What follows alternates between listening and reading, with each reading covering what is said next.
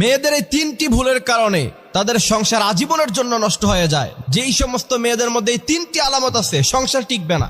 1 বছর 2 বছর 5 বছর পরে হলেও আপনার সংসার নষ্ট হয়ে যাবে। কারণ আল্লাহ সুবহানাহু ওয়া তাআলা নিজে বলছেন, কোরআন আল কারীম থেকে দলিল নেন। আল্লাহ বলছেন, আর রিজালু কাওয়ামুনা আলান নিসা বিমা ফাদ্দালাল্লাহু বা'দাহুম আলা বা'দ। পুরুষদেরকে আল্লাহ পাক কুওয়াতান, শক্তি দিয়েছে বেশি। এরা মেয়েদের থেকে একটু বেশি আত্মমর্যাদাশীল হয়, মেয়েদের থেকে তাদের শক্তি সামর্থ্য একটু বেশি থাকে সাধারণত। সেই জায়গা থেকে কোনো মেয়ে যদি ভুল ক্রমেও এই তিনটি ভুলের মধ্যে পড়ে যায়, তার সংসার কিন্তু টিকবে না। খুব সাবধান। প্রথম নাম্বার হচ্ছে অতিরিক্ত জিদ।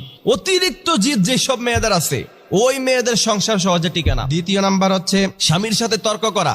একজন পুরুষ কখনো সে তর্ক পছন্দ করে না। তৃতীয় নাম্বার, এটা সামাজিক পর্যায়ে সবাই জানেন, তৃতীয় নাম্বার যে মারাত্মক ভুলের কারণে আপনার সংসার ভেঙে যাবে, মেয়েদের সংসারটা ভাঙে, সেটা হচ্ছে বাবার বাড়ির কুপরামর্শ। মনে